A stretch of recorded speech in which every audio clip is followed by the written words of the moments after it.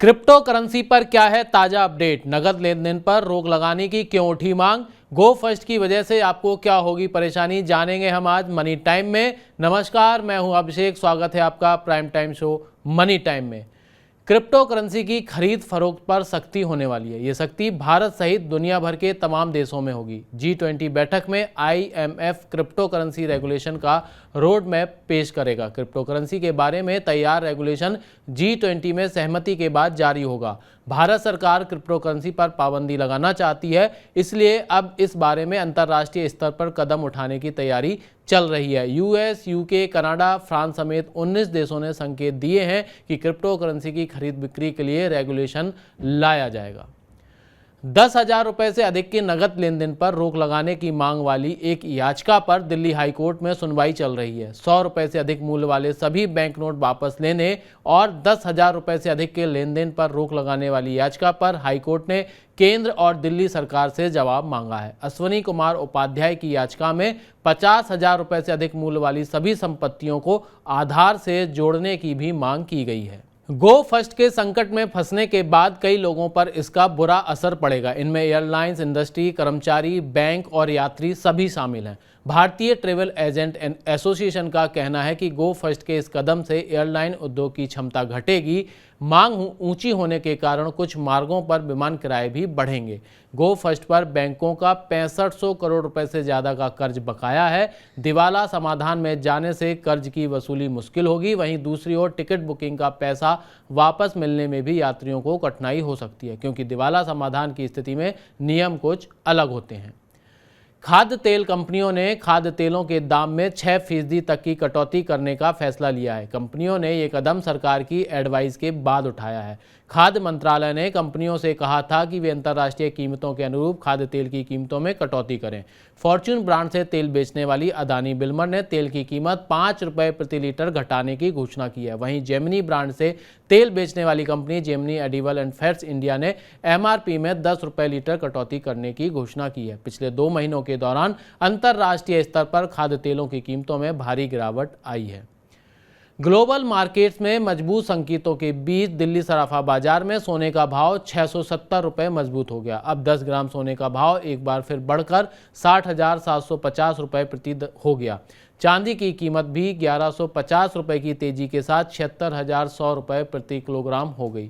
विदेशी बाजारों में सोना तेजी के साथ $2,015 प्रति औंस, जबकि चांदी बढ़कर $25.34 प्रति औंस पर कारोबार कर रही थी। म्यूचुअल फंड में खुदरा निवेशकों का औसत निवेश मार्च में 3% घटकर 68,321 रुपये रह गया। एक साल पहले खुदरा निवेशकों के खातों का औसत आकार 70,199 रुपये था। बैंकों में ब्याज दर बढ़ने से निवेशक अब सुनिश्चित और सुरक्षित रिटर्न के लिए इक्विटी के बजाय बैंक FD में निवेश कर रहे हैं। इसलिए म्यूचुअल फंड में औसत निवेश में यह गिरावट दर्ज की गई है। सरकार ने चालू वित्त वर्ष में 1 अरब टन कोयला उत्पादन का लक्ष्य रखा है। कोयला मंत्रालय ने उत्पादन बढ़ाकर दक्षता संवर्धन और नई टेक्नोलॉजी का इस्तेमाल बढ़ाकर आत्मनिर्भर भारत बनने का लक्ष्य रखा है। इसके अलावा देश में कोकिंग कोल की उपलब्धता बढ़ाने और आयात पर निर्भरता कम करने के लिए भी एक रणनीति बनाई गई है। नई खदानों को भी इस साल चालू करने की योजना है। इन खदानों से करीब 45,000 लोगों को प्रत्यक्ष और परोक्ष रोजगार मिलने की उम्मीद है। शेयर बाजार में 8 दिनों से जारी तेजी पर आज ब्रेक लग गया। BSE सेंसेक्स 161 अंक से अधिक के नुकसान के साथ 61,193 अंक पर बंद हुआ। NSE निफ्टी भी 57 अंक फिसलकर 18,090 अंक पर बंद हुआ। आज के कारोबार में सबसे अधिक गिरावट IT और टेक शेयरों में देखने को मिली। Telecom, oil and gas, metal और यूटिलिटी शेयरों के इंडेक्स भी लाल निशान में बंद हुए। आयकर विभाग गैर सूचीबद्ध कंपनियों में विदेशी निवेश के मूल्यांकन से संबंधित मानकों और निवेशकों की श्रेणी को चिन्हित करने के लिए अगले 8-10 दिनों में नियमों का ड्राफ्ट जारी करेगा। वित्त विधेयक 2023 में किए गए बदलावों के तहत गैर सूचीबद्ध सख्त नियंत्रण वाली कंपनियों में किए जाने वाले विदेशी निवेश को कर दायरे में लाया जा सकता है। सिर्फ DPIIT से मान्यता प्राप्त स्टार्टअप को ही कर दायरे से बाहर रखा जाएगा। जीएसटी काउंसिल ऑनलाइन गेम पर टैक्स लगाने की नीति लाने पर विचार कर रही है। वित्त मंत्री निर्मला सीतारमण ने कहा कि टैक्स नीति आने के बाद उद्योग को निवेश जुटाने में मदद मिलेगी। उन्होंने कहा कि ऑनलाइन गेम पर जीएसटी लगाने के अलावा नियम बनाने के लिए भी मंत्री स्तरीय समिति चर्चा कर रही है। सीतारमण ने कहा कि नई पॉलिसी को लेकर निश्चितता आने के साथ ही टैक्स अधिक स्पष्ट हो जाएगा और इससे निवेशक आकर्षित होंगे।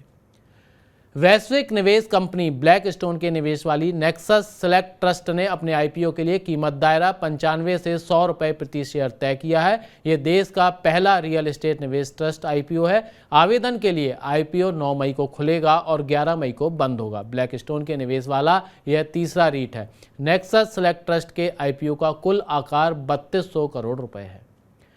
बाजार नियामक सेबी ने टाटा प्ले और आइडिया फोर्ज टेक के आईपीओ को हरी झंडी दे दी है। आइडिया फोर्ज टेक्नोलॉजी मुंबई की कंपनी है जो ड्रोन बनाती है। वहीं टाटा प्ले टाटा ग्रुप की प्रमुख डीटीएच कंपनी है। आइडिया फोर्ज टेक्नोलॉजी के आईपीओ में 300 करोड़ रुपए के ताज़ा शेयर जारी किए जाएंगे। इसके अलावा 48 लाख से अधिक शेयरों को ओएफएस के तहत बिक्री के लिए रखा जाएगा। टाटा प्ले भारत की पहली कंपनी है जिसने ड्राफ्ट पेपर दाखिल करने के लिए कॉन्फिडेंशियल प्री फाइलिंग ऑप्शन का इस्तेमाल किया है। शेयर बाजार से जुड़ा अगर आपके पास कोई सवाल है तो जुड़िए कल हमारे साथ 1 बजे हेलो मनी 9 मेरा सवाल है प्रोग्राम में। हमारे एंकर विपुल सिंह के साथ जुड़ेंगे एलकेपी सिक्योरिटीज के सीनियर टेक्निकल एनालिस्ट रूबक टे जो देंगे आपके सवालों के जवाब। आप हमारे व्हाट्सएप नंबर 9311121874 पर अपना सवाल भेज सकते हैं। उम्मीद है आपको मनी टाइम का आज का एपिसोड पसंद आया होगा। आपको हमारा आज का शो कैसा लगा बताने के लिए कमेंट बॉक्स में अपनी राय जरूर शेयर करें। आपके सुझाव हमें शो को और बेहतर बनाने में मदद करेंगे। अपने काम की खबरों को देखने के लिए मनी 9 के मोबाइल ऐप को जरूर डाउनलोड कर लें। नई खबरों के साथ अब होगी आपसे कल मुलाकात। तब तक आप देखते रहिए मनी 9 के अन्य ढेर सारे प्रोग्राम। नमस्कार, गुड नाइट।